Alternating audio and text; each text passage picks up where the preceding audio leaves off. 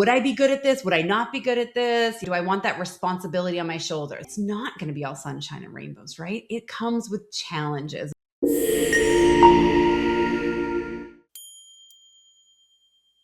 So Kris, a lot of people come through this process and they pause it, they stop the process. What actually makes them sort of stop before they get all the information? What's kind of causing a lot of that? There's a couple of things. I'm only going to say one, so I save you some things to talk about, Andrea. But, I think it's just the specter of the fact that in any business you look at, no matter how much money you're used to making or not making, you are going to take a significant pay cut in your first year.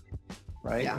So I always call it the Great Chasm that you have to bridge. You have to build a bridge when you're planning for your business, how you're going to get from startup to somewhere in the second year. You've got to build a bridge. And that can look a couple of different ways. That can be you keep your job and go the semi-absentee route where you have a manager running things for a lot of the time. Or if you're going all in, then you've got to have the finances in place that you can maintain your lifestyle without a paycheck. Because I'm not saying you're not going to make any money, but it doesn't matter what we're talking about. You ain't making what you're used to making. Yeah. Right? And when that reality sets in, when there's just no third option, they are going to make what they're used to. It turns people away. The thing is, if we could just blink our eyes and be in year 2 or year 3, we'd all start a business. It's those people that are willing to plan that first year, get through that first year, maybe make some minor reductions in their lifestyle for a whole year, a short-term sacrifice for a very long-term gain. And that's when people figure out if they're willing to do it or not, and how much of a victim of their own comfort they really are. I think that's one thing. What do you think the biggest reason is? Yeah. And I think, we talked a little bit about, we're in January and this is New Year's time. Same thing happens with diets, right? Like you think I'm going to go all in and then it's like, oh, that's scary. I'm never going to eat carbs again. Like whatever it is,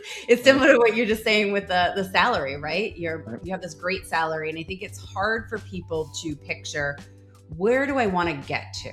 Do I ultimately want to be part-time doing 15 to 20 hours a week? Do I want to be managing people versus being the doer, that I am in my current day job? Those are the kind of things where you have to lead to, where am I trying to get to? And it may take that upfront sacrifice. And I think you have a really good point there, but it's that fear that comes along. And I think it's also a little bit of a imposter syndrome is the second thing I'd say, where people like, I thought I'd be a good business owner, but now I'm getting nervous as it's getting closer to it. And would I be good at this? Would I not be good at this? Could I manage people? I've done it, but do I want that responsibility on my shoulders? So I think there's a lot of people that idealize business ownership, and it's not going to be all sunshine and rainbows, right? It comes with challenges. And so one of the things I always say to people as they're going through the process is evaluate a business, especially when you're talking to other franchisees, and think about, you want to hear the good, the bad, and the challenges of the business. And the challenges are these challenges that my strengths can overcome? There's going to be challenges. Don't let that fear overcome you. Just think of it as,